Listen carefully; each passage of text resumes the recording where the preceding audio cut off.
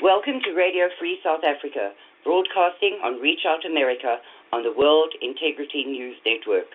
It would appear that our promo song is not going to play today for some reason best known to Blog Talk Radio. On the previous occasions that we have done this show, we have spoken about the history of South Africa and some of the commercial impact of the ANC takeover of that country. The impact on the whites has been horrific. The affirmative action laws known in South Africa as broad-based black economic empowerment have ensured that whites are fully excluded from the job market. And recently, within the last 10 days, they are talking about excluding Indians as well. So it would appear that two races of people in South Africa are now going to be totally dispossessed of jobs. Now, the impact of losing your job is severe. As most of us know, we live paycheck to paycheck. And should we miss a paycheck, we are going to end up in extreme trouble because today's economic situation does not allow for enormous savings. So once you've gone through your savings, you will lose your house, you will lose your vehicle, you will lose the schools that your children go to, and you will lose any means of supporting yourself. The impact of this on a family is catastrophic. Now imagine that impact taken over 850,000 people and climbing. The number of these people climbs every day in South Africa. And I read the most horrific story today of the steel industry going to lose 190,000 jobs. It is said that for every working person in South Africa, 5 to 8 people depend on them. So if you take that number of 190,000 jobs and multiply it just by 5, the staggering impact of the loss of those jobs is going to hit the economy of South Africa very, very hard. Now, the white people in South Africa, due to the aforementioned race-based laws, have already been vastly dispossessed. Approximately 20% of the white population of South Africa, which is an estimated 3.5 to 4 million, are dispossessed and living in absolute squalor. Now, those same race-based laws deny them access to any donations. Companies are not allowed to donate to white orphanages or white squatter camps. So these people are totally dependent on the kindness of the remaining working white population. And with us today, we have two members of South African Family Relief Project. This charity has done Herculean work amongst the squatter camps all over South Africa. They rely totally on donations, which are not allowed to be given on a corporate level. Welcome, Lee, and welcome, Isabel. Thank you for having us. Hi, thanks, Karin. Thanks for having us. I don't say it's a pleasure to have you, because to have to speak to the world about this horrible situation is heartbreaking.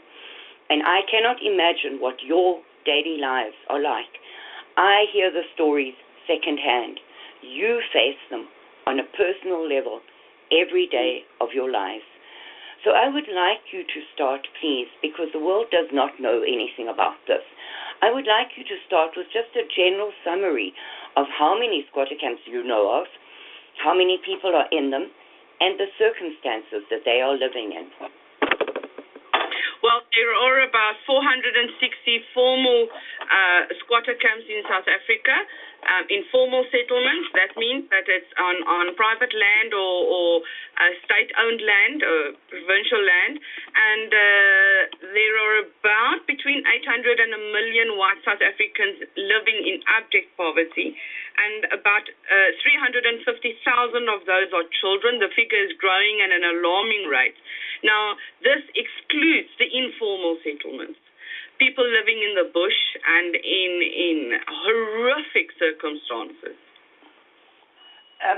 Lee, the number that you're speaking of, 460 camps, that is white owned. Well, some of them are mixed, but that is white camps.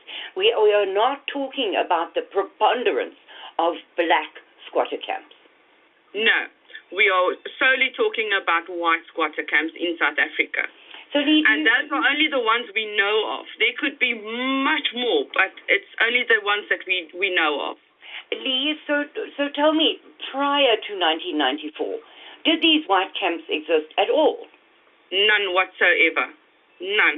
And we actually had hardly any black squatter camps. Since 1994, black and white squatter camps have grown exponentially, and it's getting out of hand. So you are saying that there are possibly, because figures out of South Africa are impossible to get, real figures. Correct. So what you are saying is that it is possible that there are more than 1 million white South Africans living in this kind of circumstance. We just haven't tracked them all down yet. Yes, it's impossible for us to get all the statistics. As you know, most of the statistics are hidden, same as the farm murders. We will never, ever know the correct figure. So we are just going on the camps that are, on Facebook and people that the NPOs that are established for these camps. So even you are finding new camps every day. You spoke to me earlier and you said that you went to 2 camps today that you hadn't even known existed. Yes. So let's start with a day in your lives, because I find it, I know you well, Lee, and I know how hard you work. But for me, I can't get my head around what a day in your life is like. So can we start with that? The impact on you personally. On me personally, well, getting up in the morning and opening your Facebook and your emails, and you get messages. It's inundated with people crying out for help. Families that have lost everything. They've got nowhere to go. They don't have family nearby. And where do you go with them? They've got little children, or they've got the elderly. And it's an impossible task, because as we are speaking now, the camps are overflowing. So there's no help from the government. They are refusing to help these destitute people. And the formal settlements where you can take them to are overflowing. So you're sitting in a situation where people are living in the bush, living in cars, living in garages, in shacks, all over. And the situation is dire. And then you pack your car, you get your volunteers together, and you go and drop off as much food, which is a very, very big need in South Africa, and clothing and building materials as what you can gather. And that is a daily occurrence. Oh, my goodness. So, Lee, recently as well, you don't have to talk about this if you can't do it, but you had a baby die in one of the camps. I cried for days about that one, and I know you did it as well. But could you go there? Because I think it is necessary for people to see the heartache and the suffering, not only from starvation, but your baby. There is no words for the death of a baby. Yes, I'm not going to mention the camp though, but the baby was born perfectly well, nothing wrong with the little one, and within 2 weeks he had died. As far as the state's autopsy statement says that he died of a kidney failure. And where the camp is, it's such a battle to get the water and the soil tested. You've got to get permission from the municipality because it's municipal land. These people have been dumped on a rubbish dump, and this baby died within 2 weeks. No explanation. Nobody is worried about this. I'm freaking out. As a parent myself, I'm thinking to myself, oh, why is nobody questioning this? Why is everybody just sitting back and accepting what's happening to these people? For myself, Lee, I don't have an answer to that, but you know how hard I and several other show hosts in America are trying to wake people up to this. But unless we have people like you who have actual hands-on experience, we're talking out of our hats because it's things we've read or things that we've heard. You and Isabel, on the other hand, deal with this every single day. Yes. And then you get the people that are so depressed. I'm going to mention one, Fani. You remember Fani. I was absolutely devastated about him because he lost his job, the only job that he had. And he committed suicide because he feels that he's got no rights in South Africa as a white South African to find work and to support his family. I remember that day clearly, Lee. This is a subject that for me is very, very hard to speak about because I always end up in tears. I don't know how you and the others in your organization and the other organizations who are actually helping these people, I don't know how you cope because I could not do this every single day of my life.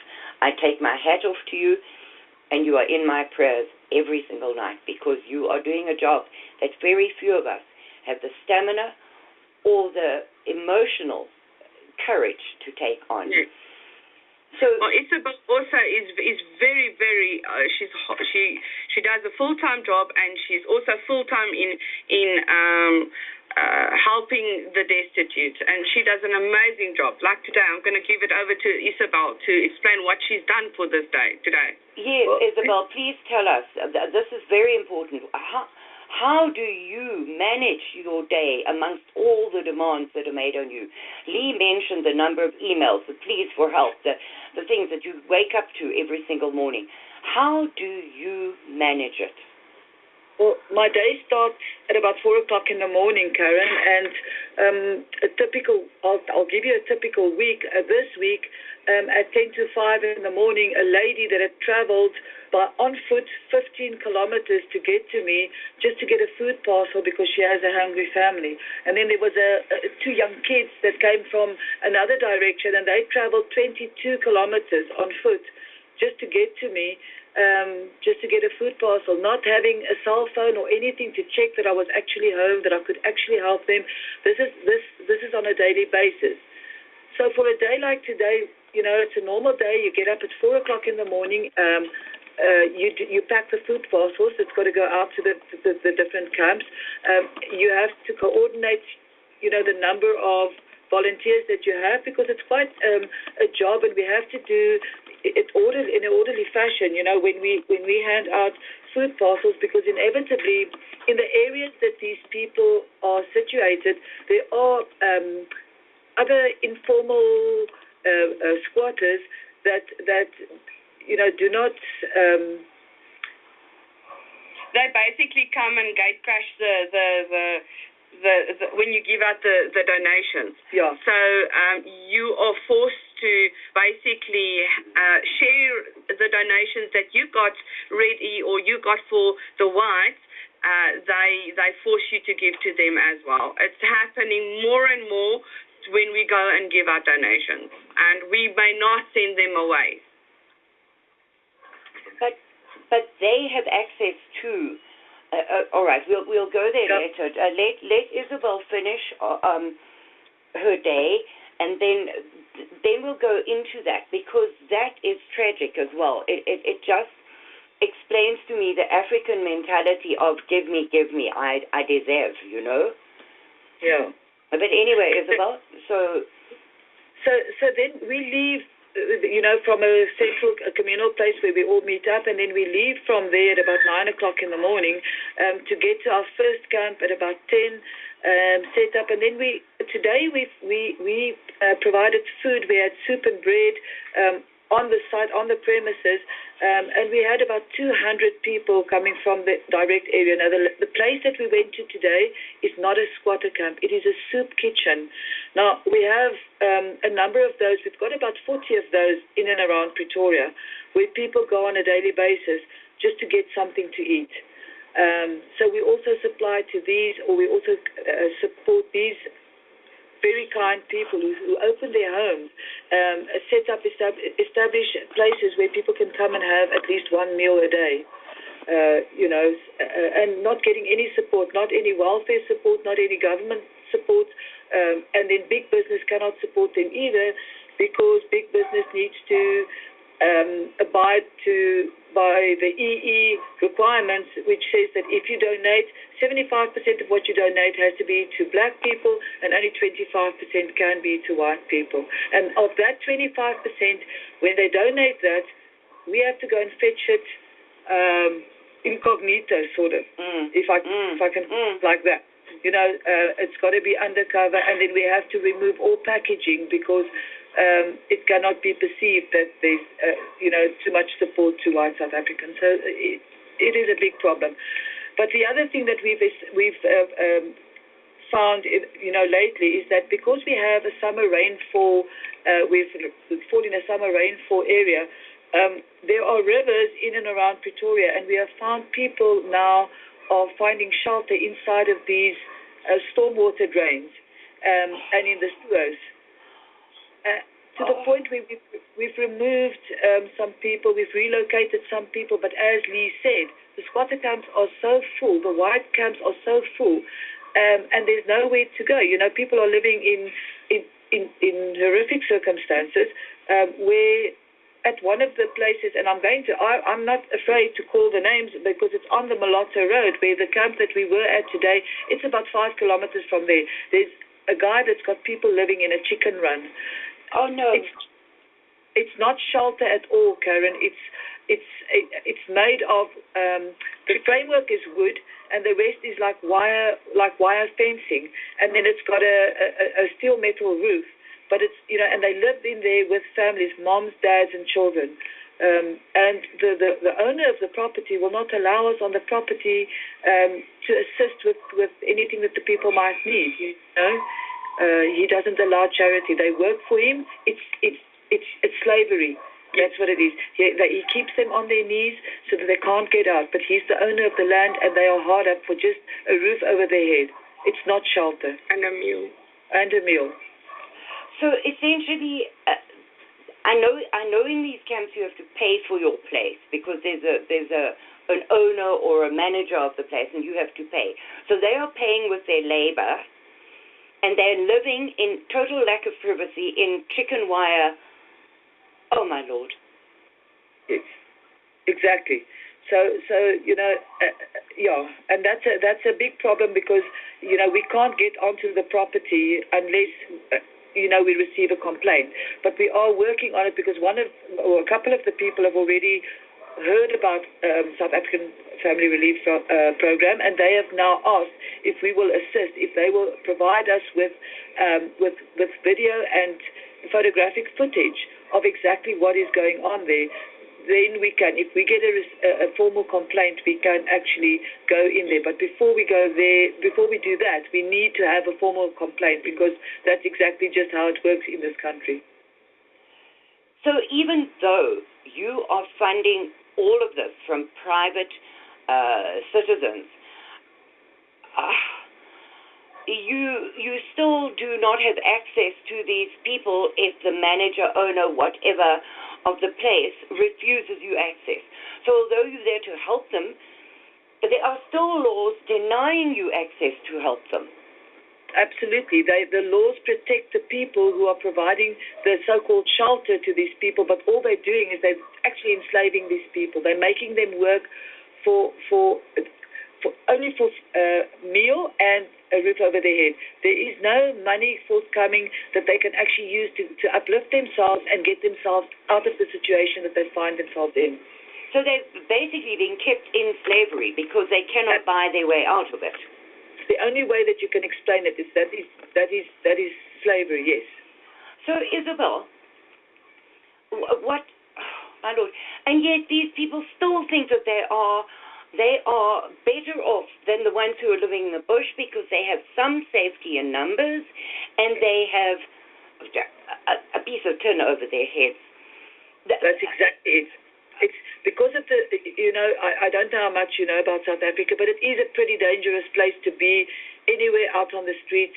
And that is exactly as you've mentioned. It's the safety in numbers, because in these camps or establishments, they are sort of protected to a certain sense. That there are a lot of them, combined together. So if anything happens, they can sort of I get it. Provide backup for one another. Yeah. I've only been out of South Africa for 4 years myself, so I understand. Well, I understand the situation 4 years ago, but it's escalated so fast that I think I've lost touch, really, because what I remember South Africa as is probably not what it is today.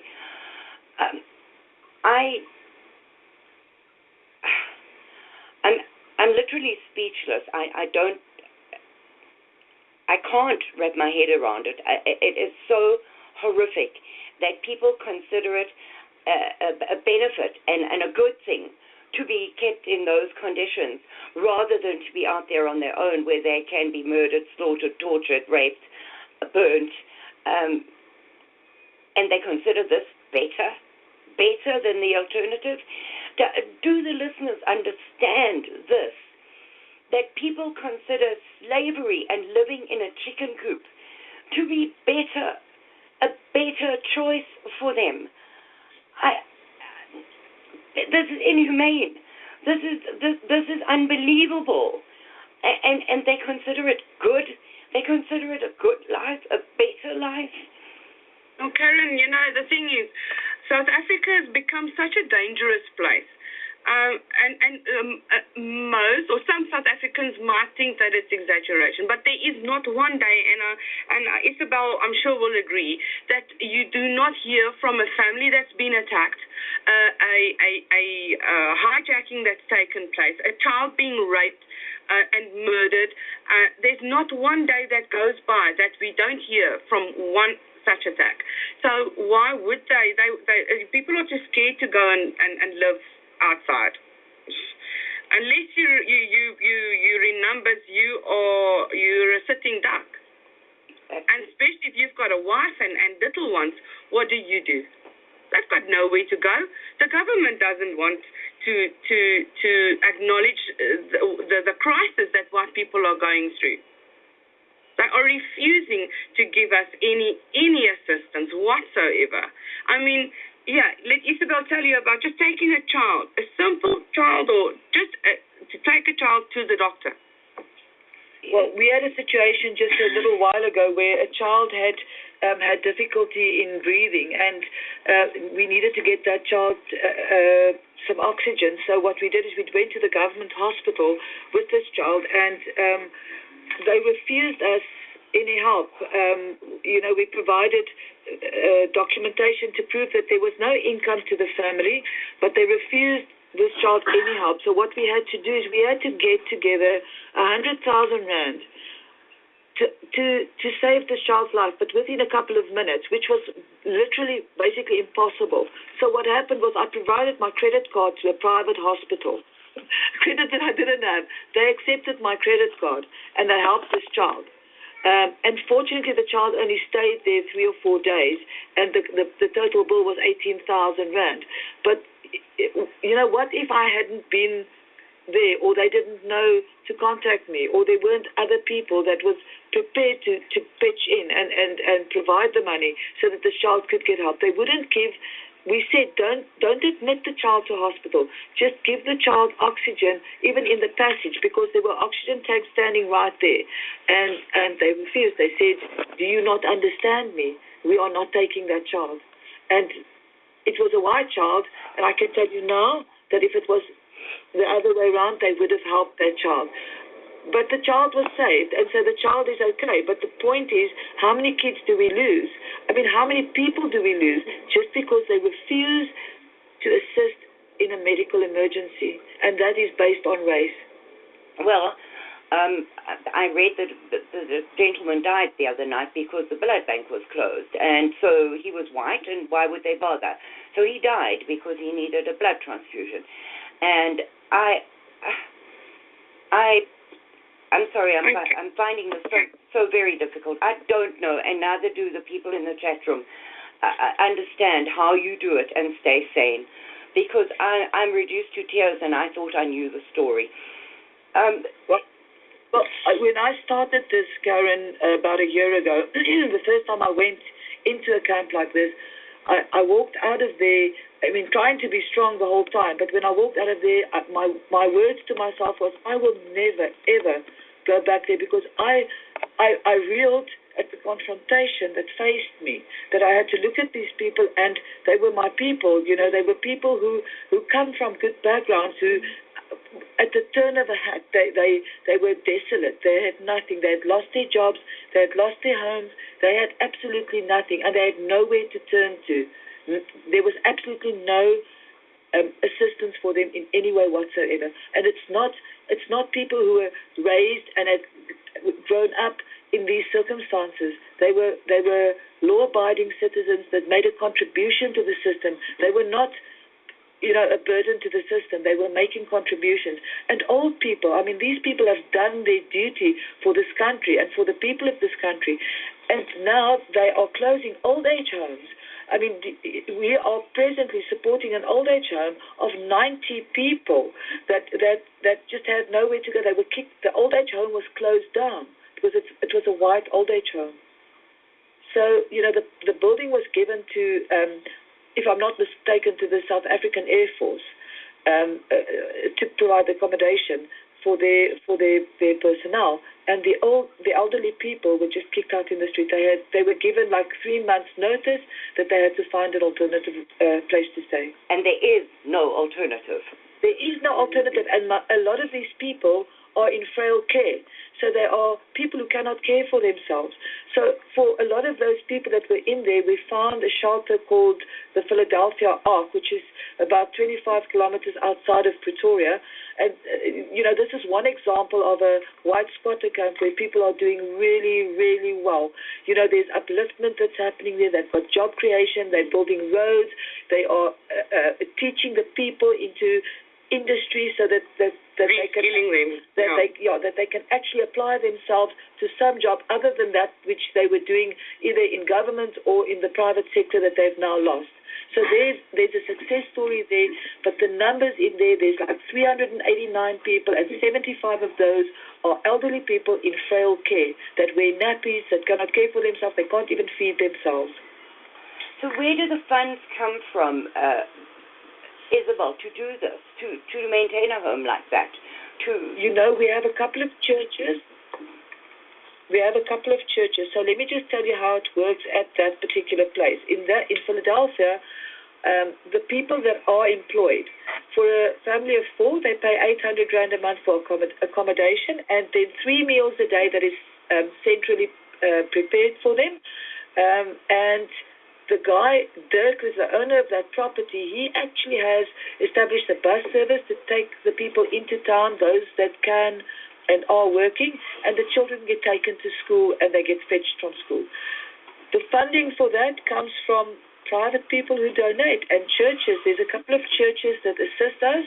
So the members of the church, the congregation, they provide money and they provide food, but there's only so much that you can get, milk out of the few of us that's left that can actually provide this. We need serious assistance. We need government assistance. And that's not forthcoming because they refuse to even place the statistics on record as to the number of people that are desolate. But they're denying it. They are denying it, the government. Yeah, absolutely. And that's only one success story. Out of all, let's take the 460 camps, just that lot. Most of them are not success stories. Most of those people do not get reskilled. Some of the camps don't send the children to school because in South Africa, you have to buy a uniform. You have to buy your school books. You've got to prove that you are basically on the street before you get a government assistance, and even then they have quotas. So the chances of you getting your child into school is nil. The camp that we visited today, there's 5 children there that are not attending school between the ages of 7 and 13 that are not attending school. These kids are maladjusted, and they've been exposed to horrific things. So what happens is they act out at school. Children are so cruel, and they bully these children, and when the children retaliate, they get expelled from school. And there's absolutely no recourse. Those parents, there's nowhere for them to take the children, because if your child has had an opportunity to go to a government school and your child gets expelled, well, the onus rests on you then to get your child an education. And yet the law states that you have to send your kids to school. So you're caught in a catch-22. Absolutely. Absolutely. The government refuses to accept that child into another school because it's been expelled from a government school. Therefore, the only thing that they can do is homeschooling. But homeschooling in South Africa, if you have to register with one of the colleges, it's extremely expensive. Unless you get a sponsor for that child, nothing is going to happen. Yes, and apart from that, if you are so worried about where your next meal is coming from and where you're going to sleep tonight and how you're going to wash, how then do you have time to homeschool? Absolutely. I mean, these people are just trying to survive. Some of them are actually begging on the street. So they stand with boys and they are begging on the streets. So their whole day is occupied by trying to get to that next meal. And they can't leave their children alone in the camp.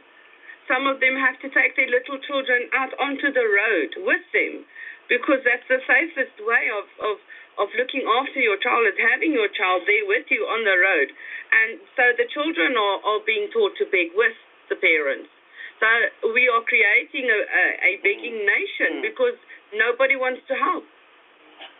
That was another direction I would like to take this conversation in, because it worries me that Isabel said that these people who are in the camps, the adults, are educated people who lost their jobs. They're not there because they are beggars or with their hand out or wanting to live that kind of life or have an entitlement attitude. They are people who were forced into those circumstances by the racist laws in South Africa. Now, the next generation, what are we raising? We're raising children that cannot bath. They bath every third day because there's no water. We're raising children that are illiterate because they can't go to school. We're raising children that don't have morals in life because they see what's happening around them and the circumstances and the severe poverty. But even more than that, it's children that have no hope. Nothing. For me, that is the critical issue here, is that if a child gets raised believing that there is no hope for him to achieve anything whatsoever, you're raising a hopeless nation, a nation that has no hope. Not only that, that's also very, very true, what Isabel said, but studies have shown, you can just go and Google poverty and brain development in a child. It affects the child in early stages of development. So those children that are being raised in poverty will not be able to function normally like any other child would who did not grow up in poverty. And so they're behind. And there is no social services available to where anybody in any other country would see that their child is suffering and has disadvantages or disabilities. You would take them to a specialist for some help. Now, in South Africa, you can't even get oxygen for a child who's struggling to breathe.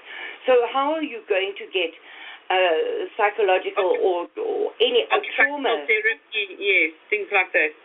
You just can't get it. No. I mean, if you consider that for every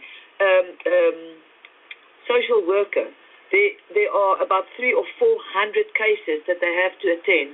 That is the ratio. 300 or 400 cases to a single person. It's impossible. It's impossible for them even to get to all the instances of, where they need to attend. Could you talk about that, the social workers? I'm fostering 2 little. You are? Yes. What would you... Yes, I'm fostering 2 children, and it actually took me. The kids were in my in a place of safety with me for 2 years. That the lady that was handling our case, she just didn't have the time to write the report so that we can actually get them into my proper foster care. And eventually, I wrote the report on her behalf. She submitted it. We were in court in 3 weeks, and the kids were put in my foster care for 18 years. So if my example, I mean, how many people? So many people want to be foster parents or want to adopt, but the system here prohibits them from doing that. That's the other thing that I can just tell you. Just in terms of getting help for these kids, temporary help for these kids. These kids get placed in orphanages. If there is an adoption or a foster parent that indicates that they would like to foster a child, they have to foster a black child first before they can have a white child.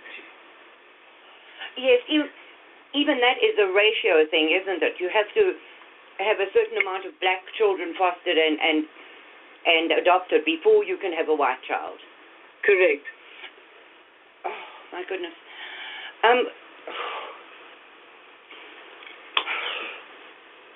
Basically, in South Africa, the government feels that for as long as there are disadvantaged black South Africans living in squatter camps, they come first. White South Africans will always come last because the black people in South Africa were previously disadvantaged and because of apartheid. So the new generation, white children that were born in a free and fair country, are being discriminated against because of the color of their skin. And yet, I was reading the Constitution yesterday.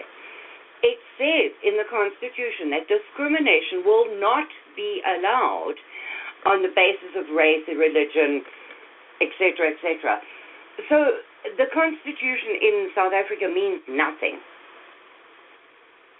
Nothing. Nothing. Nothing to a white South African, no.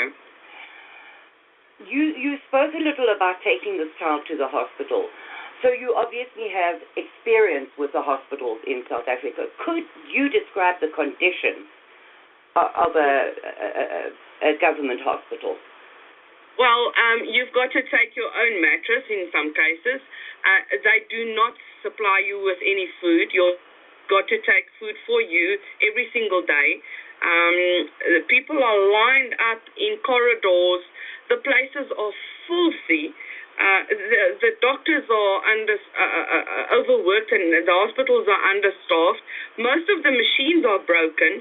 If you've got to go for a CT scan or a mammogram or just an ordinary X-ray, it's a daunting task because I know of a lady that was supposed to go for a mammogram a year ago, and every 3 months to 6 months, that's how long you wait to have a mammogram done. And every time she goes to the hospital, the government hospital, the machine is broken. So now she's gone more than a year without having the mammogram done, and she has to have it. I read the other day she's got to travel to another province to have it done. There are 2 things I'd like to mention here. One was in the Cape, at the heart hospital there, a guy went because he'd had a heart attack, and he was just told that the only heart surgeon was on leave, so he had to wait 6 weeks to have his operation. Yes, I remember that case. I read that one, and then there was another one about the guy who came in an ambulance from a traffic accident, and the staff refused to receive him at that hospital. They were sitting chatting. I believe they are on a disciplinary hearing right now, but nothing will come of that.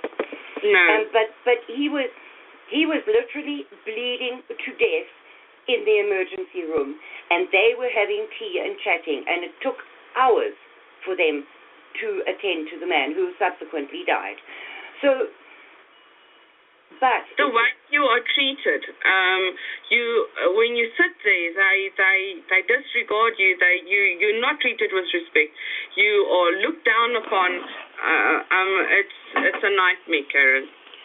and if there are some of the hospitals, like the Steve Biko Hospital, I know has state-of-the-art equipment. The problem there being that none of the staff that they employ can actually function or work on these machines. They don't have the know-how or the knowledge to work these machines. So there's these white elephants standing there that can actually provide the services and do the scans, but there's no staff that can work them. So, And there are white people that are trained to do and to work with those machines, but they will not be employed.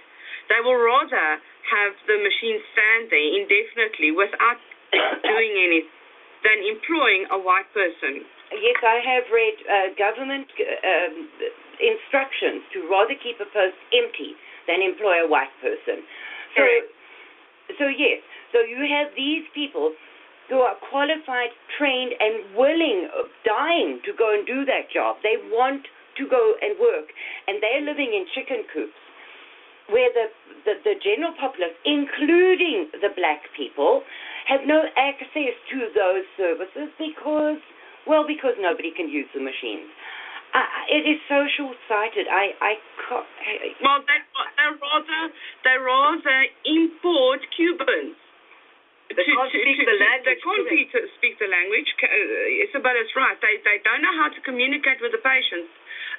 There's no way that they can actually do what they need to do in these hospitals, but they'll rather employ them before they will employ a white person. Yeah.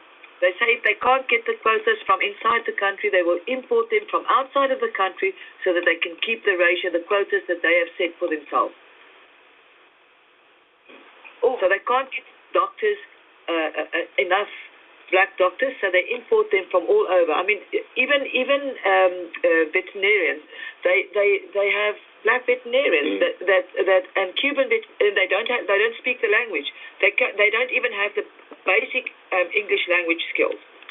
And they employ them. And now they're going to teach Mandarin and all kinds of other things at the schools rather than English and Afrikaans. They're taking Afrikaans out of the schools and out of the universities. They're going to replace it with Chinese, with Mandarin. The short-sightedness of this government is beyond my understanding. All right. Well, the Chinese are now being seen as previously disadvantaged. If they come in yesterday or they came in today from China, they already get government assistance and citizenship. Yes, because in 2008 a law was passed that the Chinese are considered black. Now, I only heard last week that law was meant to cover the Chinese already in the country. However, the point is, how do you work out who was there before and who wasn't? So it just applies. Exactly. It applies to all of them, so that they are previously disadvantaged. They don't have to apply to comply with the BBBEE laws. It is unbelievable. It is just unbelievable what a mess that country has become. So, we're trying to talk about squatter camps, but all these other things feed into it. It's how the people are treated. I mean, you can't discuss one thing without discussing all the others. And it becomes such a tangled web that we don't follow a straight line at all. So would you two please tell us about the reality of life in a squatter camp for the people there? You have stories. You talk to them every day. You know who they are. You have intimate knowledge of how horrendous it is for these people. Yeah. You know what, Karin? Seeing the children are the most it's the most devastating. You know, Isabel and I both today were brought to tears 4 or 5 times. I've gotten harder because I've seen what I've seen, but you never get used to it. How does one get used to the circumstances that those people are living in? You cannot. Because a lot of them, now Paul Fromm, who was in South Africa, told a story about an engineer that he met in one of the camps. Yes, in Natal. I remember that. He told this story. Now this man has a seriously high education. He was not middle class. He was upper class. He was amongst the rich elite in South Africa. Well, he was replaced by a black person, and he now lives in a squatter camp in Natal. His children went to the best schools. He had the best, most secure housing.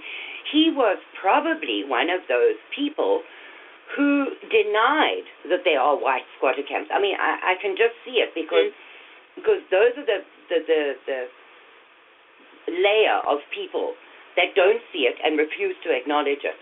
And yet even he is now living in abject squalor. So how does a person like that, a man's pride, his manness, is invested in his ability to earn, his ability to look after his wife and family. The blow to his masculinity must be so severe. That's why we're seeing so much more depression and attempted suicides, especially in men. Men do not really show their emotions. We all know men. And for them to be, like you say, emasculated, and they worth nothing in South Africa. They can't look after their family. What are you? What man are you if you can't? There's no future for your children here. There's no future for you here. No, there is not. I have to admit, I forgot the half-hour break. I'm going to have to just tell you, I'll only be 1 second. You're listening to Radio Free South Africa on Reach Out America on the World Integrity News Network. This is your host, Karin Smith, and with me today are Lee and Isabel from South African Family Relief Project. Thanks, guys. I'm sorry I was so involved in the conversation I forgot to do the station check. And we have 15 minutes to run the ads, and please remind me if I forget. Will do. So, I don't, for everybody it's bad, but for the head of the household, because South Africa has always been a patriarchal society, where the husband, the father, is the boss. What he says goes. He runs the family. He's provider, yes. Yes, and it has always been that way. I mean, South Africa has always been that way because that's what the Bible says. The man is the head of the household. So for the men of South Africa, I read that there are, I think, 23 suicides a day at the moment. I don't know if it was more than that. I'm sorry, I don't have the exact figure. But it was an enormous amount for such a small country. How do they cope? You told us about that awful case where the man hung himself. But the men knowing that there is no hope, that they will ever get back to where they used to be, how do they manage? Yeah, Karin, you know what? It's one thing, when a grown-up commits suicide, but we've had, in the very recent past, had at least 5 child suicides of children the ages of 13 and less, under 13. So there was a 12-year-old boy last year. There was a 12-year-old girl just recently. There was a 13-year-old boy just recently, and I'm talking about in the last couple of weeks, where children are committing suicide because they get bullied, they don't see a way out, they don't see a future for themselves. So, that to me is a big problem. But even just today, we met up with a young boy that from the age of 12, he was staying in the house, and he was sleeping under a tree on a mattress. And the lady that runs the soup kitchen that we went to today, she actually picked this child up at the age of 12. Now, by the age of 16, 17, this child ended up in juvenile jail. So he's now 23 years old, totally recovered, the most beautiful boy, well-spoken, very intelligent, and trying to put his life together and trying to do something, having been in jail already, having had absolutely no one to raise him, no father, no mother, no one to raise him. Some strange lady picked him up in the street, and she tried her best, and now Heine's trying to put his life together. But you know what? There's no hope for him because no one's going to give him a chance. He's had such a bad start as it is. And that's held against him. Circumstances were against him, but that is held against him. So he won't progress into anything gainful. He doesn't have the hope of having a gainful income. So he, constantly asks, does anybody know of anything? He will do literally anything, just to earn money, to earn an income, to support himself, to assist the people who are taking care of him. I want to mention something. We take example. They took a few of the black students and sent them over to America for they are in the medical field, and they exchange students, and they wreaked havoc, made South Africa's name horrible, and they were all black. Why didn't they give some of the white students the opportunity to go as well? Because I can tell you, and it might sound racist, but if white children were there, that wouldn't have happened. That's my opinion. It's my opinion. Our children are not being given the exposure and the opportunities in life that every child deserves.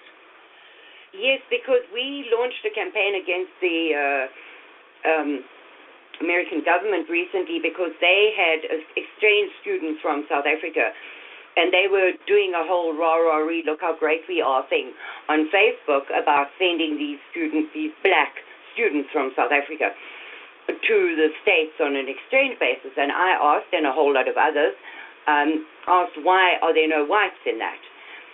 And they just said it's completely representative of the country.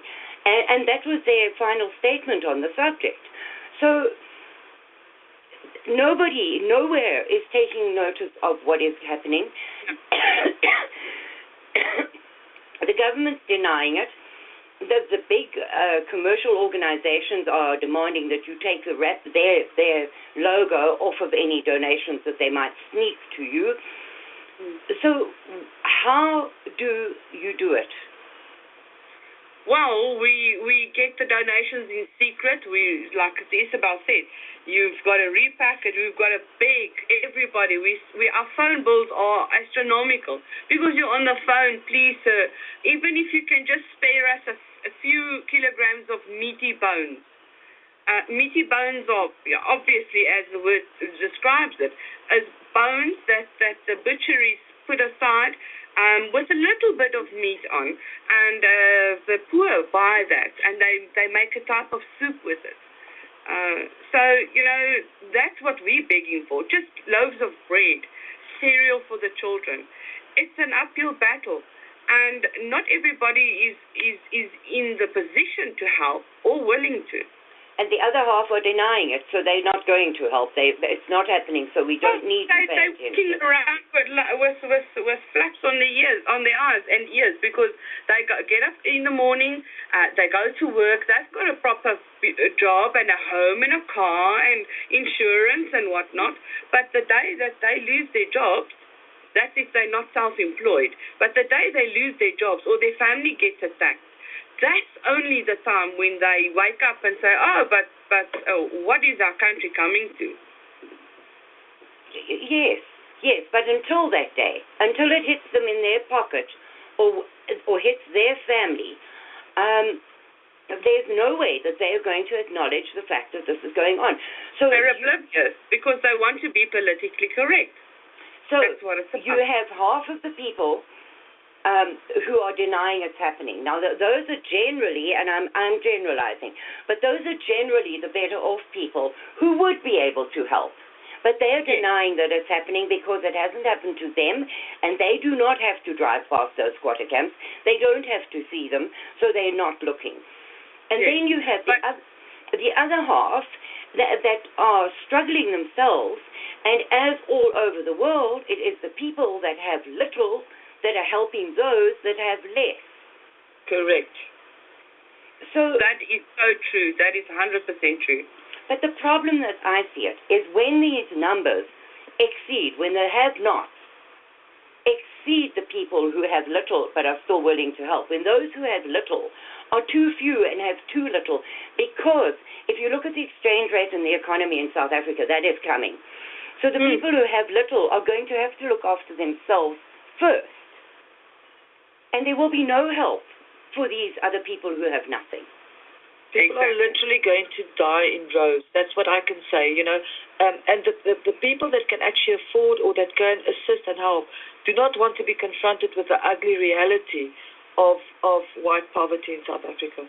And you know, the propaganda about how many white South Africans are coming back, they are only releasing the statistics of those who have come back to South Africa, thinking it's a free and fair country, and landing up in South Africa and finding out that it's 10 times worse than when they left, before they left. But they're not mentioning how many young students, white students, are leaving to every single country that they can possibly find work and accommodation. Any country that is willing to take them, and those kids work. What does a 50-year-old couple, where are they going to go? Who's going to take them? Who's going to employ them? What country is going to allow them to go and work? Yeah. And apart from that, the cost to leave South Africa is astronomical. And also the figures of those coming back. I saw a figure of 450,000. They're not talking how many that is flowing across the borders from the other black countries. Well, you just look at our doctors. Our doctors, my son's wife, she may not study medical because the only blacks can study to be a doctor. She's got to go in a specialized field in order to study medicine. They do not take in white doctors anymore at the universities. So at the end of the day, our children are leaving to go and qualify in another country. If they can, and if another country will accept them. Yeah, you know, just to I've got a little bit of experience on that, is that when qualified people, medical people, want to leave South Africa, the government has to give their approval, and they are denying it, trained nurses and medical staff to leave the country. So I have a personal instance in my own family where you know, she was denied to leave the country and to start a job, a very well-paying job in the UK, and she was not allowed to leave the country to go and do that job. So she went to Australia, and she's now doing another job. But eventually, she has now gone back into the medical field, but she couldn't leave the country as a doctor. But so basically, they're stopping every white South African in leaving, and they're refusing us jobs. So we are sitting here, not being able to do anything for ourselves. You qualify in a field, you study damn hard, and you're stuck.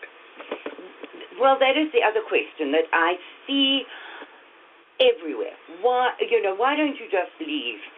If people understood the difficulties of trying to leave. The government tells you, go back to Europe where you came from. We don't want you.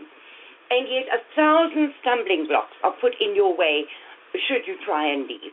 So you are literally rats in a trap. Yes, we are.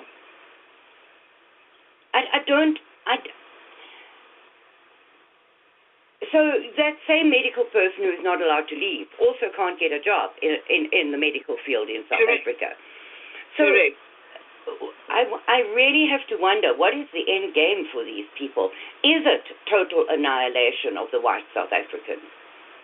Well, that's what we're experiencing. I mean, you just look at the farm murders.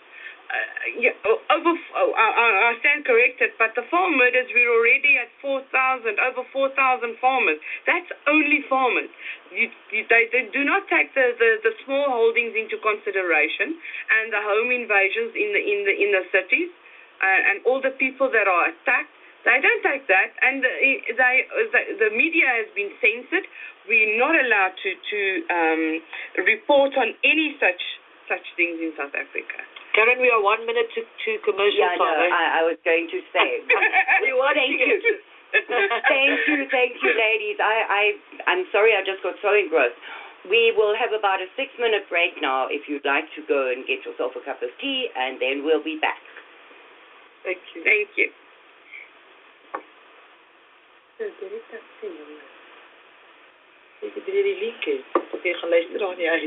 would appear that we are not having this break, ladies. There was a problem with that blog talk. Yeah, it would appear we are not having it because none of the adverts want to play. So my apologies to Reach Out America and to World International News Network. The problem is persisting. My intro music wouldn't play, and none of the adverts. I've tried 5 of them now. None of them are coming through. So I'm really sorry. It's not my fault. Right. So, ladies, no tea for you. With Blog Talk Radio, we have had incredible problems with it recently. They have changed from too hi-fi back to the previous thing, back to hi-fi. So none of the music which we have loaded is playing. And I did reload my intro music, but it's still not playing. So it's just one of the joys of technology, and we're just going to have to cope with it. So you've got 6 minutes more to talk.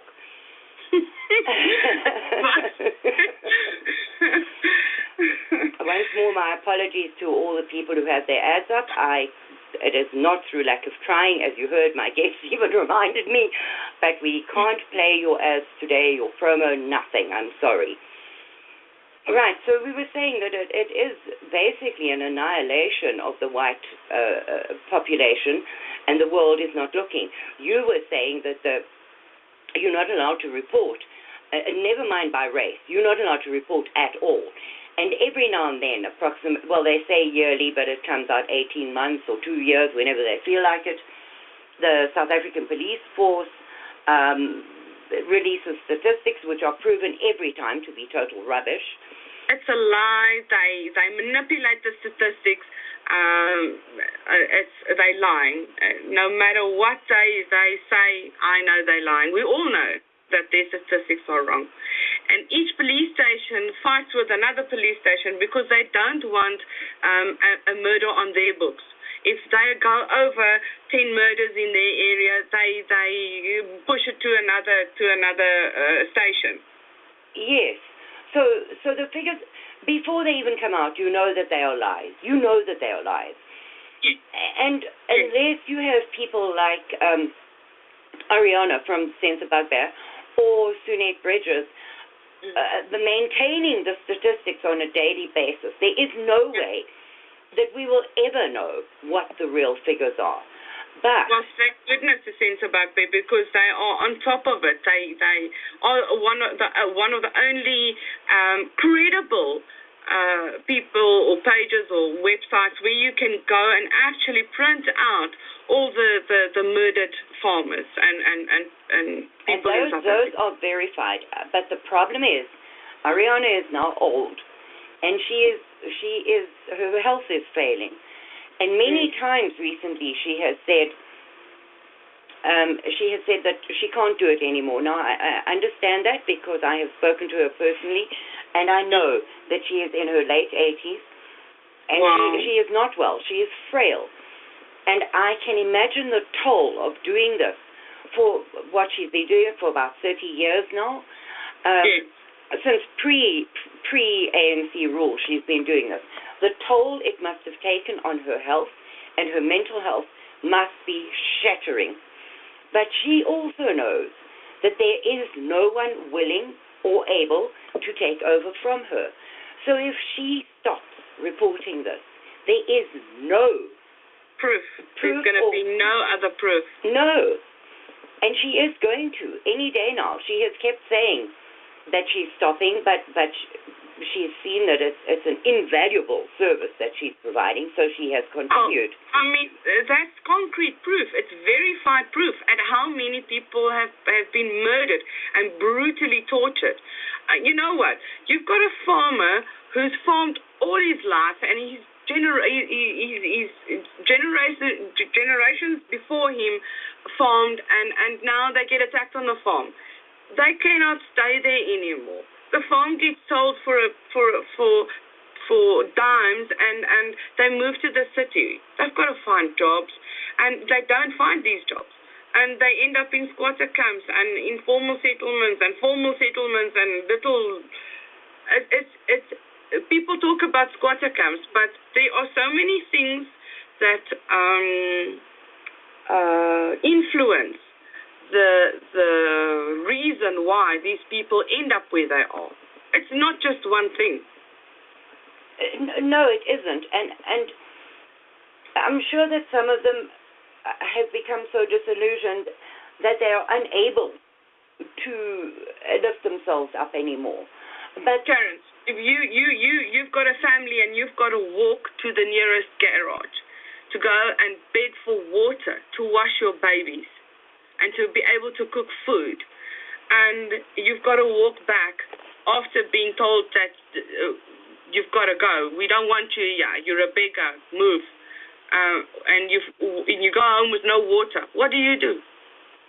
How we can only do so much for these people, and we need help. We need the rest of the world to sit up and take note of what is happening in South Africa. I know we do, but I don't know how to make it happen, because there is a determined silence all over the world about South Africa. The only things that ever come out of South Africa was the death of Mandela, a little bit of hype on Charlize Theron, the traitorous cow, and the Oscar Pistorius story. So, and of course, when people like Brangelina go to South Africa to get married or to adopt another child or whatever, those are the only stories that come out of South Africa. So how then do we, with our small voices, make the media pay attention? Well, by what you're doing. You are spreading the word. You're giving us South Africans here in South Africa who actually deal with these camps and the situation. You're giving us a platform to voice what we're going through and what our people are going through, and the discrimination and the unfairness and all of that. You're giving us a voice to tell the world. I wish that I could wave my magic dish mop and make the voice bigger, because yes, I have managed to get you a couple of platforms that you can speak on, but the people that we are reaching are either already converted and just want to hear more, or no. You see, the problem is nobody knows to even tune into one of these shows, because, well, South Africa's the Rainbow Nation. Everything's fine. So You know what? I want to invite any American that would want to come to South Africa and come and see for themselves. Make it a group. Come alone. It doesn't matter. We'll put you up. If you want to come to South Africa, we will take you where you will see what's happening here. Because the only way that we're going to be able to put the word out and for people to actually realize what's happening in South Africa is for important or prominent people from the US and Canada and the UK to come over and see for themselves. Yes, I know, but the problem, you have a problem there too, because Paul Frum went to South Africa and now has been denied access into the USA. So I'm not tying those two events together. I'm not saying it's because he went to South Africa. But the fact remains that there seems to be an attempt by the governments of the world to keep the story quiet. Because they don't want to be wrong. They put that's how I feel. They put sanctions on South Africa. They put Nelson Mandela at the head of South Africa, and since then we've had one incompetent after the other president who has got a lower education than most of the population in South Africa in charge. And they don't want to recognize that they made a mistake. The US won't recognize that they made a mistake. I had a very interesting conversation yesterday with Skalk van der Merwe. Now, what he said was that we are failing to understand the strategic importance of South Africa because it is the shipping route for most of the oil in the world goes around the tip of South Africa. Now, why then would any government, and we're going into politics here, which was not really the point of the show, but, why then would any government take steps against South Africa? Because South Africa belongs to BRICS, there is this Chinese and Russian takeover of the country, what with the nuclear power stations and the Chinese flocking in and building $84 billion cities just outside of Sandton. So if any Western country were to intervene on behalf of the whites in South Africa, they may well lose their access, which is vitally important to them. So the politics of the world is driving the silence about South Africa. That's correct. We are a minority. We've got no political stance. Even if every white South African voted against the ANC government, we will be outnumbered so much. We can't stand it. We don't. 20-1. That's the ratio. 20-1. So our chances, and people might ask, but why aren't you standing up for yourselves? But we outnumbered so much that it's impossible. And more people are landing up in poverty, and more people are landing up in squatter camps, and our children are suffering. What else must we do?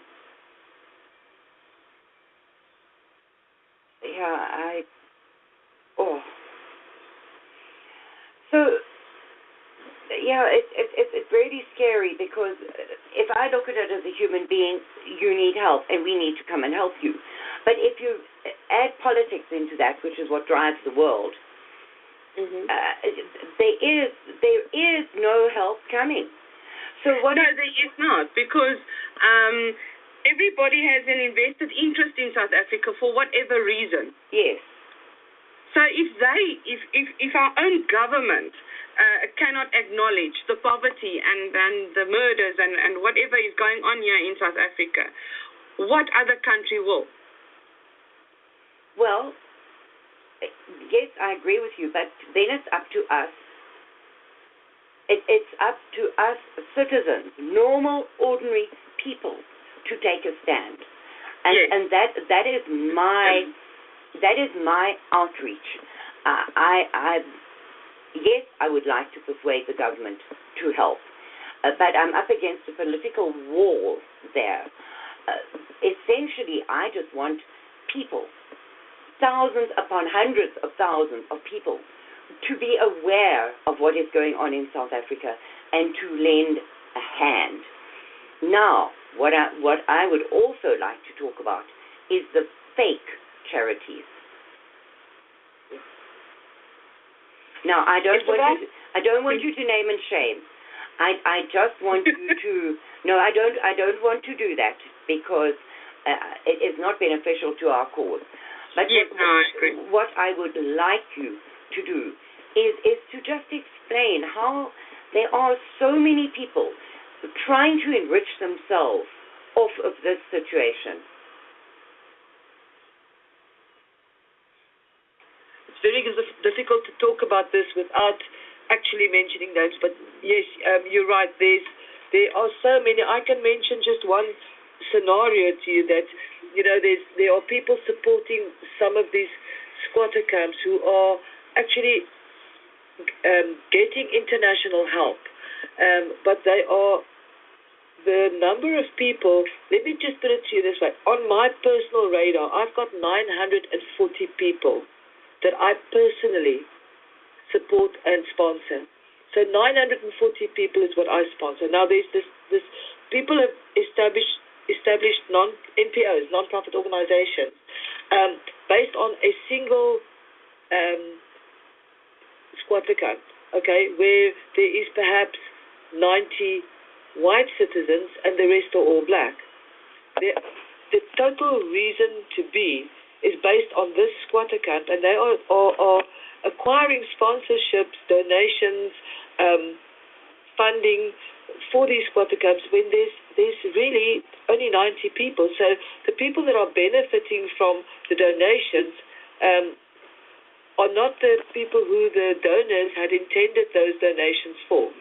Because a lot of our donors feel that because black South Africans that are also living in poverty, they have access to government support funding with very little motivation to acquire that. Yes. But as a white South African, I have to really prove my situation, my poverty, and my inability to actually change that. Yes. Yeah. Yes. So I know of an American couple who are raising money, but the money they are raising supposedly to help the squatter camps. Now that is how they advertise it. It is to help the squatter camps. They are raising money to get their families out of South Africa, but that is not their what people are donating for. And there are others who are using real charities like yourself. They are using your photographs and your donation sites, and not your sites, but your pictures of the work that you're doing to raise money. And where is that money actually going?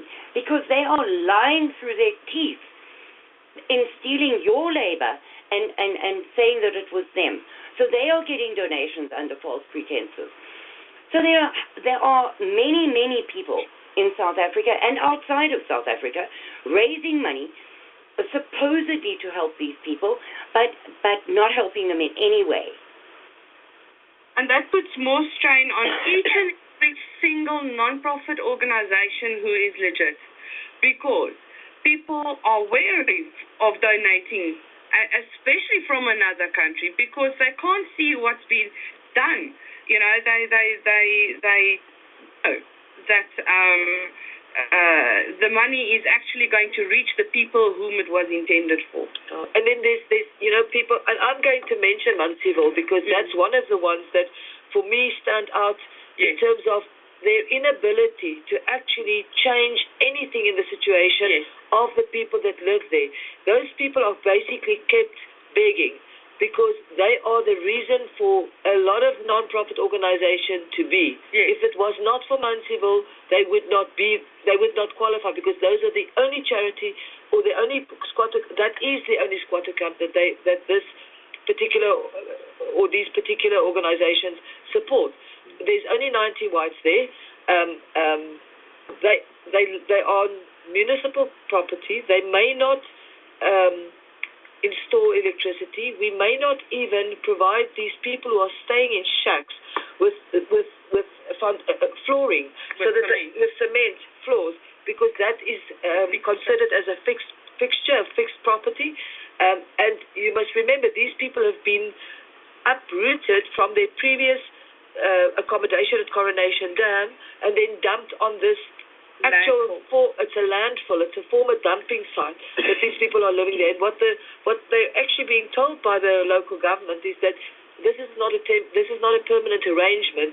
We can decide any day to come and uproot you again and move you elsewhere when you get in our way. But it's only the whites that stay there who can be uprooted. The Constantia camp, yes. That is what it's called. So there's a lot of camps in Mansfield, but the Constantia camp is the largely white camp, and they may not put on a fixed structure. They may not build with bricks, mortar or bricks, and they may not have flooring. So we're taking a huge chance, because our organization has donated through wonderful donors from across the world 2.5 tons, more or less, cement to cement the floors. But the fact is that those people can be put off that land anytime. And when they were moved from Coronation Park, they were not allowed to take any building material. Their little houses that they fought so hard to put up themselves, they could only leave with the clothes on their backs. And the same will happen to them once again when the local government decides for them to move. They may not take anything except the clothes on their backs. And those huts that the government put up for them, in the first strong wind, they blew away, didn't they? Because they blew away. It was horrific. And you know, the camp is situated on a slope, very slight slope. But when it rains, the effluent water comes down that slope. So it comes from the houses at the top, the RDP houses that's been built for the black people. It comes down and it floods the shacks. Yes, it actually settles inside these shacks. Now you've got porta potties, which is actually a temporary structure for toilets, or ablution block, whatever you call it. And every so many meters there's these things. But when it floods and those things overflow, the stench and the unhygienic. It's terrible. The conditions are terrible. The children are malnourished. You can see when you walk into the camp, you don't see how thin they are. They thin arms and thin legs, and their eyes are sunken in, and you see the tummies. And I am fearing, as I said on a previous show, I'm fearing that in 5 years' time we are going to see multiple deaths in these camps because of the hygienic situation and the fact that there are no support for them with regards to medication and proper sanitation. Yeah. So would you just do a comparison between the RDP housing across the road from where they've put these white squatters? Please just draw the comparison, the differences between what the blacks are given and what the whites are given by the very same government. It's huge because on your left-hand side you've got tarred roads, you've got electricity, you've got lamps in the street, you've got running water. They've got solar panel geysers, they've got electricity, they've got satellite dishes for their televisions and whatnot. And on the right-hand side of the road you've got these corrugated iron shacks, and it's flimsy, it's put together so haphazardly. And these people aren't allowed to better themselves. They are not allowed. They had to go to court twice in order to just create a safe play area for the children. They are refusing us to build a creche there because it's a permanent structure. So the children the parents that cannot afford to send their children to school may not put up a structured type creche to educate their children in. We must sit in the dust, in the sun, in those hot shacks with no windows, no flooring. The summer is upon us. We didn't have really spring. It's already 30, 31 degrees out here. Can you imagine having to stay in those little shacks during the day? You can't. And putting the children out in the sun because there's no other shelter. And I think it's inhumane. It's inhumane. Absolutely, because I think of my darling grandchildren. I have 3 of them, and if they go out in the sun, they have to have a sun hat, and they have to have a suntan lotion, and they have to have sunscreen on their noses, and we cherish and the thought of little kids like that exposed to that harsh South African sun, playing on unreconstituted garbage that is generally, with the water running down from another place, it now becomes an absolute mud puddle. Who knows? But who knows what's in it? Rubbish protruding, blades, needles, any type of waste, plastic, tin cans, rusted tin cans. As soon as the rain gushes down, it washes away the top of soil, and it exposes all this trash, and the water stays there. And this is going to be horrific this summer. We are in for a hot summer, and that is ideal conditions for germs and viruses to breed out. You know, the woman in Munsieville, the local clinic, they do not have any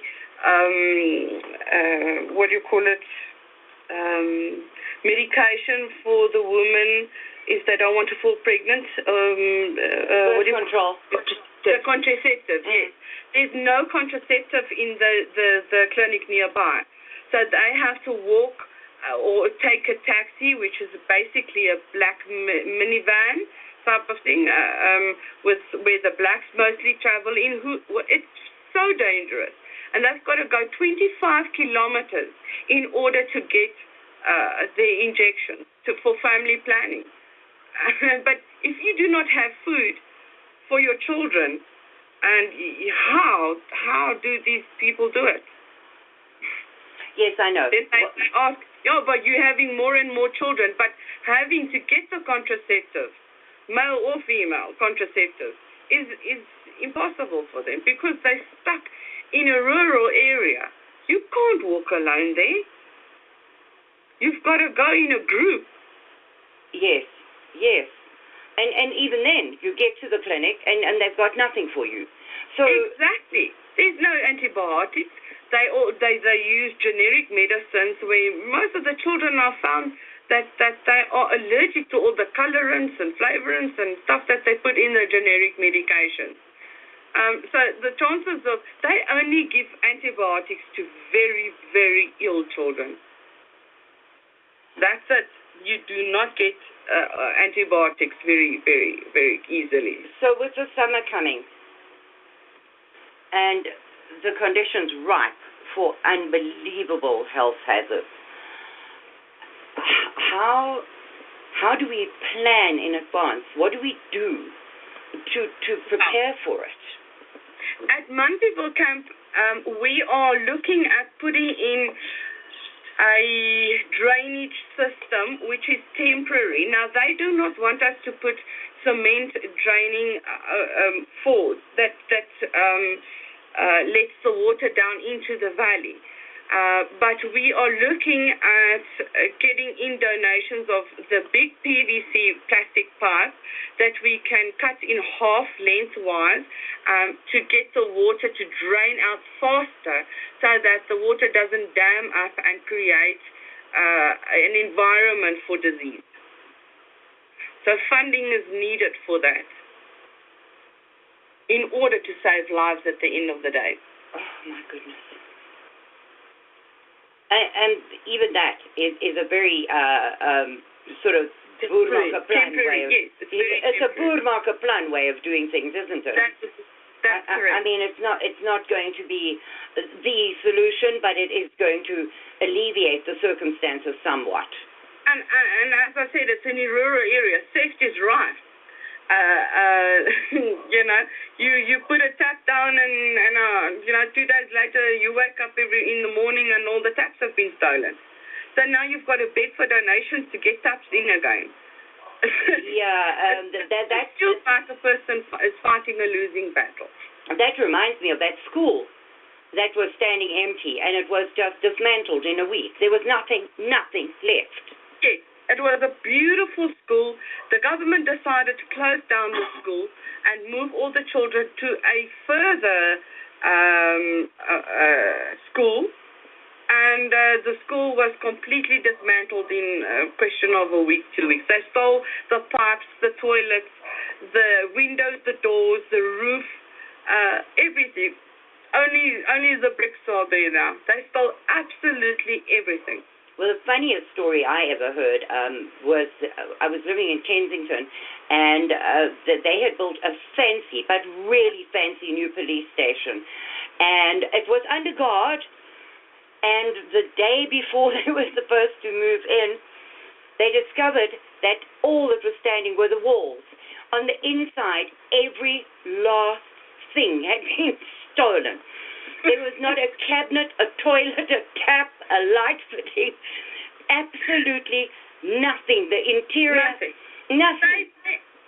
But they are raiding the police station. At night, the police are so incompetent. They fall asleep at the station. No, you can walk in right into the back. They robbed the police station while they were asleep. Yeah, well, that's the other thing, is the police in South Africa. I mean, the number of pictures recently of them sleeping or attacking people who came in to make a complaint, or going shopping in the police vehicles, or robbing and raping the people, robbing and raping. I am trying at the moment to find a number of how many police are actually criminals. But so even they don't help. Well, you're lucky if you get stopped by a policeman, and it is an actual policeman, because the vans are being duplicated. So you don't know when a policeman pulls you off, whether it's Metro Police or ordinary police, that they are actual police, because the guns are being stolen, the uniforms are being stolen, they drive around with police cars, so there's no ways of us actually knowing that it is official police. And then bear in mind, if you're a white person, you're in more danger when they pull you off, because they will do anything to antagonize you and to make sure that you get locked up, because if you dare to retaliate. And even if you don't, I'm sure you saw in the week how this poor chap Oh my goodness. inhumanely treated and actually cavity searched on the side of the road. Yes, I saw that. And beaten up. And if you dare take video footage, you get locked up. So how do you prove? All these factors has an impact on a person. That poor chap is going to suffer with post-traumatic stress. PTSD, correct? Yes, because he's going to fear policemen, and he was submissive. Everybody saw the video, and they still beat him. Right. So your future in South Africa for a white person looks pretty bleak from where we're standing. Yeah, we stick to numbers. We do not go all on our own. You're tough when you do, especially at night. So you keep to your community. You don't go far out. The only thing that we can do is support each other, support the poor, and try and support the poor, and try and get the word out to the world, to take note what is happening here. How many years are we going to have to suffer? How many children have to die before people will wake up and say, hang on, but something is wrong here? You know, Karin, Genocide Watch has put us on a level 6 of genocide. This man knows what he's talking about, but nobody is taking note about it. Nobody is seeing that it's important, or that there's a crisis, because there are not bodies lying in the streets. It's a systematic wipe out of a nation who cannot defend themselves, and who may not, because if you dare retaliate, you are the aggressor. Yes, and you will be arrested, which many are. Yes. It doesn't matter what happened. It does not matter whether they shot your wife in front of you, or whether they were raping your 5-year-old daughter and you attacked them. You will be arrested, and they will walk the streets free. Exactly. You know about the case of the baby that was put in the microwave in Hillcrest. Yes. But nobody reacts to it. It's like we desensitized with all the violence that's going on in South Africa. People are complacent. It's just another murder. It's just another normal crime. Please. That's what government says. Not murder. It's not murder. It's not torture, and there's no racism involved. It's simply normal crime. Now, well, you know what? Out of the 53 murders, and that's what I feel, out of the 53 murders that occur on a daily basis in South Africa, whites are tortured and beaten and raped and burned, but the blacks are shot, and it's a merciful death. The white people are being horrifically killed. Yes, they are, and they are tortured sometimes for days on end. It's not a... All right, as far as crime can ever be normal, yes. The picture of a burglary in the U.S. is that they're opportunistic. They see you not at home, that your house is empty, they come and burgle you and they go away with their spoils. In South Africa, they make sure that you are at home. And then they leave with nothing, maybe a cell phone or a laptop, sometimes. But they leave with nothing after 3 days of torturing, raping, burning. But it's normal. It's just normal crime. There's no racism involved, no hatred involved. Yes. You take some of the white farms that have been given, sold to the government and been given to the blacks in South Africa. It was a flourishing farm, Karin, beautiful. They made a lot of money on that farm, given to the black man within 2.5 years. Every single implement, farm animal, house, door, toilet, whatever, it has been run down to the ground. I know, and nothing left. It's up nothing there, left. I think it's up there in the Lesser Teddy Valley that one of those farms was handed over. I've seen the before and after photographs. Now, in that particular area, it is a subtropical area, and everything grows. I mean, that is where the majority of the food in the country comes from. Is Natal, yes. and the Limpopo area, because it's subtropical, lots of rain, lots of greenery, lots of lushness. The rest of South Africa is very, very dry. So those farms are the ones that are have been, not are going to be. There are very few white farmers remaining in that area. Yes. So those farms, which were supported, dangerous area, though. Yeah, it is very incredibly dangerous.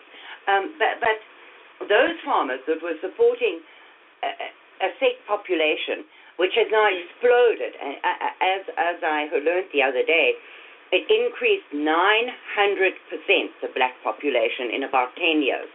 So you take that 900% increase, that's 900% more people that need food, and then you decrease the farmers. You just kill them off like flies or take their farms away from them. So that country is going to starve to death. I've seen the increase in the food prices. Now, yes, it's very bad. We're importing more food. Last year, we had to import more maize meal because of the severe drought that we had. So we had to import hundreds of thousands of tons of maize meal. And as you know, maize is our staple food in South Africa. But maize has become, and bread, has become so expensive. And what do you feed these people in the squatter camps? There's a farmer that I know, they used to farm for all their lives, and they had to sell their farms because they got repeatedly attacked.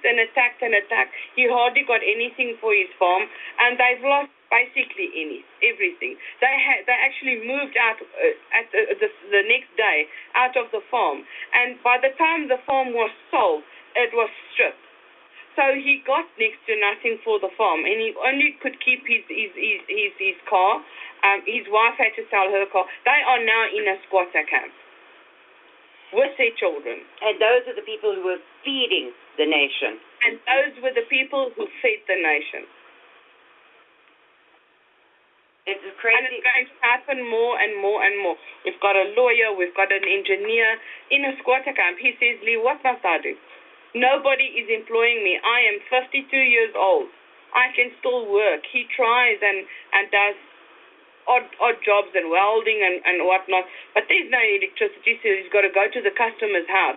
He has to travel vast distances to get to the customer's house in order to earn a little bit of money. And then, some people, because they look the way they do and because they live in a squatter camp where they get underpaid. Yeah, because they don't have a neat haircut and a suit. Exactly. And they don't belong to a set business. Yeah. Yeah. So at the soup kitchen where we were today, Karin, there's a 75-year-old lady that does laundry 3 times a week at 10 rand an hour, just to survive. 10 rand an hour, Karin. That's less than $1. Just to survive. And this is an elderly lady. I mean, she's 75 years old. She should not be necessary for her to do this. No, it shouldn't. It shouldn't. She should be living out the twilight of her years in peace and comfort. Absolutely. I mean, is that somebody that actually did her part for the system and for the country? So, and there she is. She's ironing. She's doing people's laundry just to survive. For people who are taking absolute advantage of her. Absolutely. I mean, they have no scruples to make a 75-year-old work for 10 rand an hour. Not even $1.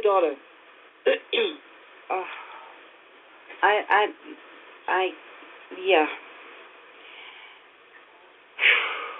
But even in the donor community and in the volunteer community, some of our volunteers are working people, but they're working for like engineering companies who pay them absolute atrocious money, peanuts, and then they threaten them, that if they have any complaints, that they'll just retrench them. They pay them. They don't pay them a salary at the end of the month. They pay them as they go.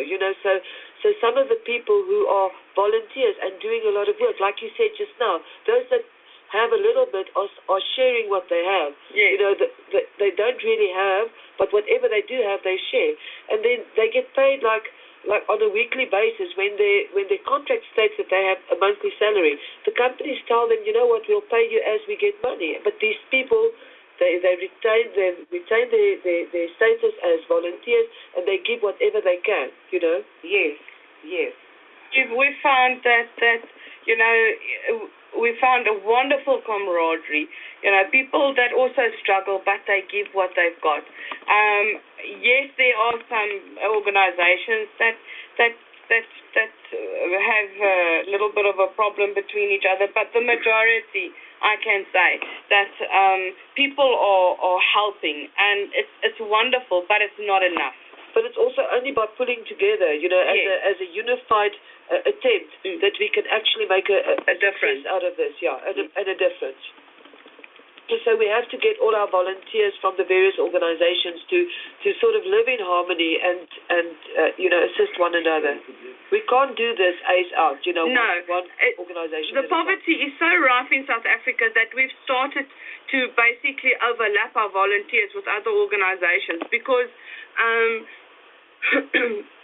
there are so many camps and so many people in need that you cannot work on your own. We've got to integrate with other organizations in order to be a success and in order to make a difference. Obviously, good non-profit organizations, but still, it's not enough. I don't know what we're going to do. We are going to have to truck water into the one camp this year, and it's a daunting task because the municipality is refusing to truck water in, but that's a basic human right. So what we have to do is go to court and petition the courts, get money together to go to court and petition the courts in order to force them to help these people with water. But until such a time as we can get a petition to petition the municipality, we have to ourselves find the donors and the drums and the trucks and whatnot to truck the water in. Otherwise, those people are going to die. Yes. So there's obstacles that we go through on a daily basis. It varies from electrical, water, just basic And at the same time, you have to be supporting and surviving yourself. Correct. I mean, it's not as if your charity is paying you. I saw figures for a load of charities recently, how much the top Red Cross people are paid and how much the people who run charities are paid. You people do not get an income from the charity. Not one Not at all. cent. Not at all. Nothing. We don't. Not one So thing. you have to support yourself and at the same time do this daunting, enormous task that there will never be enough money or enough people to deal with, and nobody's helping. No. In fact, people are turning a blind eye. That's the experience that we have. Especially in South Africa. I mean, yes, you were saying that all the charities have to work together. That has been my message on every show that I've ever done, is that we need to hold out a hand of friendship to the people and forget our petty differences and do it together, because as a bigger force you can do more. As a splintered force you have no voice, no publicity, no nothing. So you need to work together. But the problem is people don't want to, because your charity helped 3 black people this week because you had no choice, but they don't see that. So you help black when we people. go into a camp and there are two colored children or 2 Indian children, I am not going to turn away those children and say, listen, because of you are black, you can go and ask Mr. Zuma for food. We give to everybody. Those children are also innocent, and if they are there, we give. The fact that we give to the majority white people is because we mostly help in our own communities. Then that's where we start. That's where one starts in any case with poverty, is you start eradicating or helping to ease poverty, and that's in your own community. No, exactly, Leah, and I've seen these people attacking you for that, because there was one black face in 20 photographs, and they attack you and say, well, I'm never going to help your group again because. So these are the things that, she didn't know the background story. Would you hold one moment? We have a caller. Hello, caller from the 717 area. You're live on air. Do you have a question for our guest? No, I actually called the wrong WIN number. Me and some of the other hosts are running a test. Sorry. Okay. Thank you. So, if you can't get past that kind of mentality, you're never going to be able to work together and have a huge voice. Now, it's not just the charities, it's everyone. The white splinter groups in South Africa there are so many of them, and if they do not just stop with the stupid, I don't agree with 1 point out of your 300 points, so I'm not working with you. Now, if we could just stop that. Get I agree. all the people who want to do it politically, get them to have one voice. There are so few of you. 3.5 million is not going to have a big voice anywhere. So now you splinter into groups of 10 or 12. What is the point? There's no point in that. If we cannot stand unified with regards to poverty in our own people, we'll never get ahead.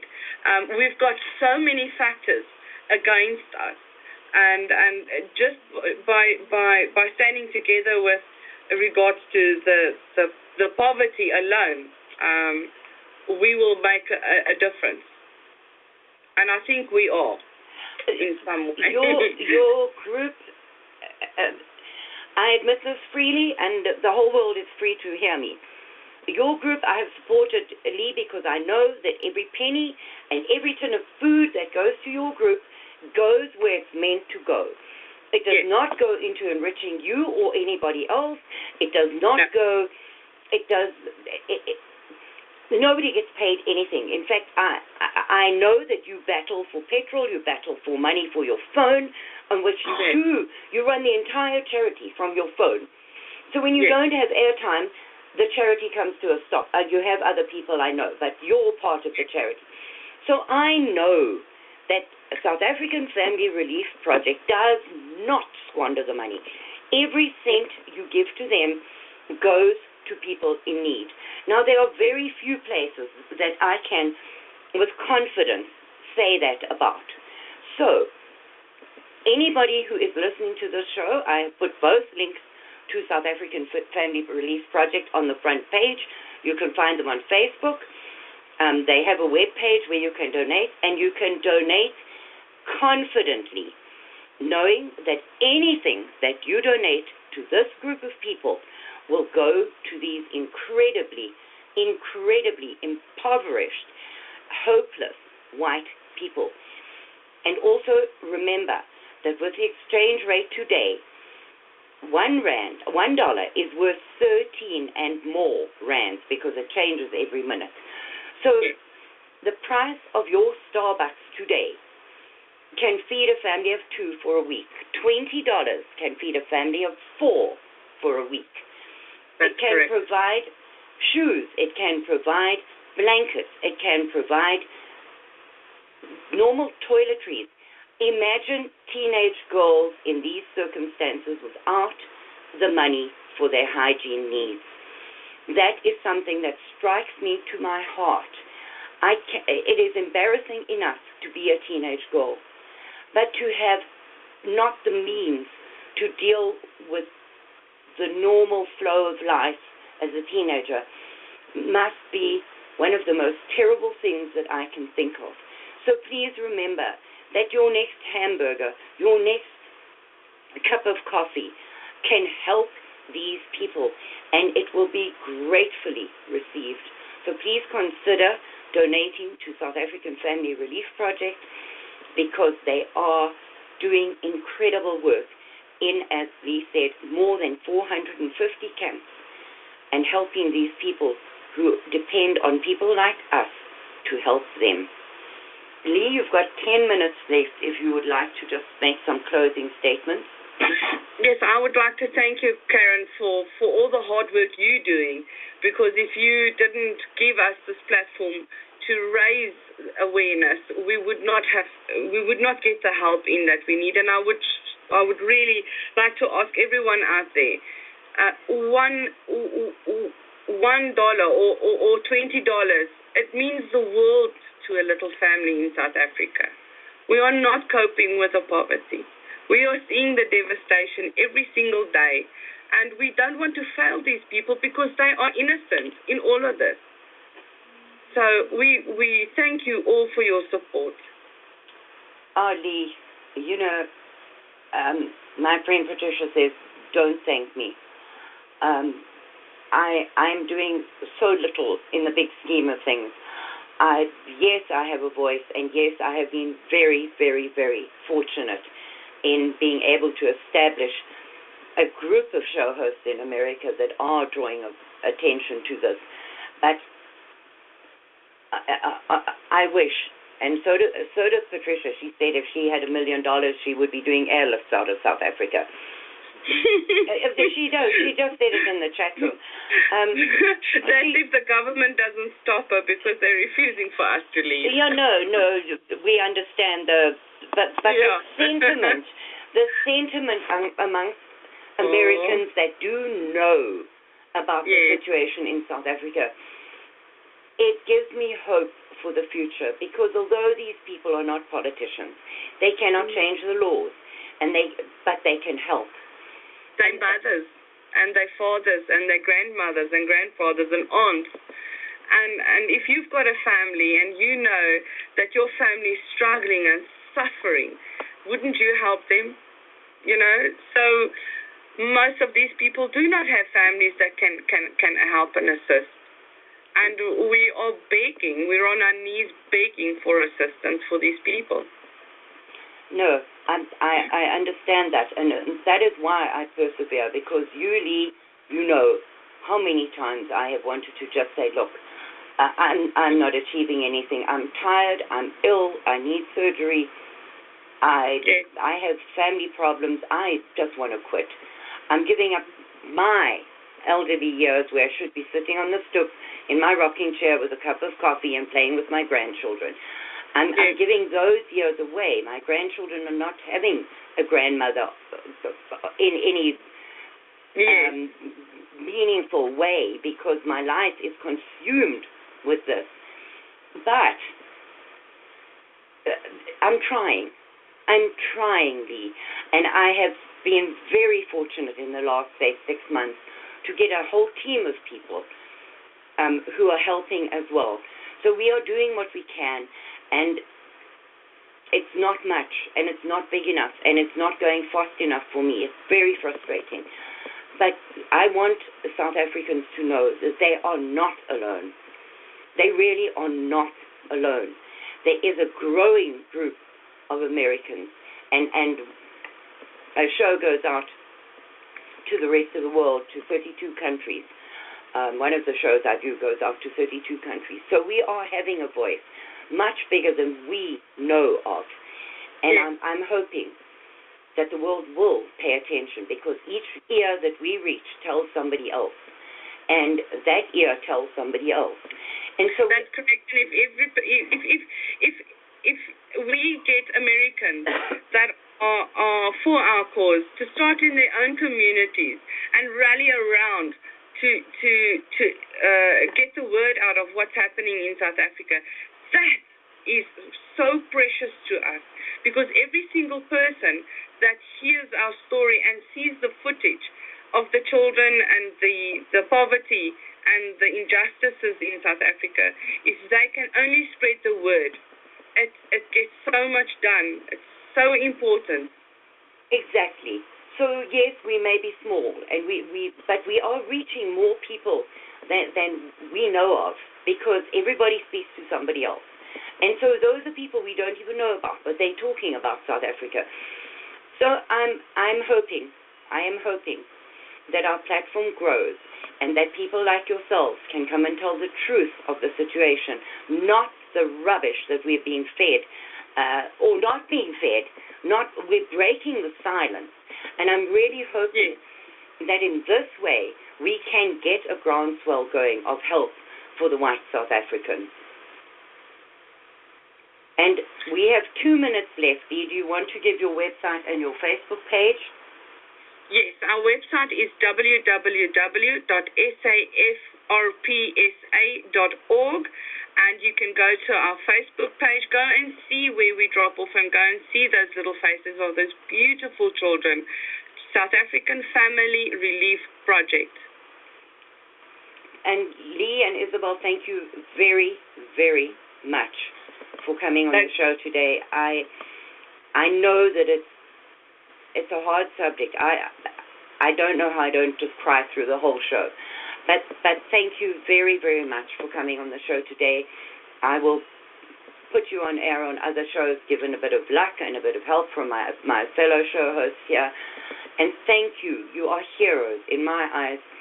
You are absolute heroes in this fight for the whites in South Africa. Because without people like you, there would be absolutely no hope whatsoever for these people.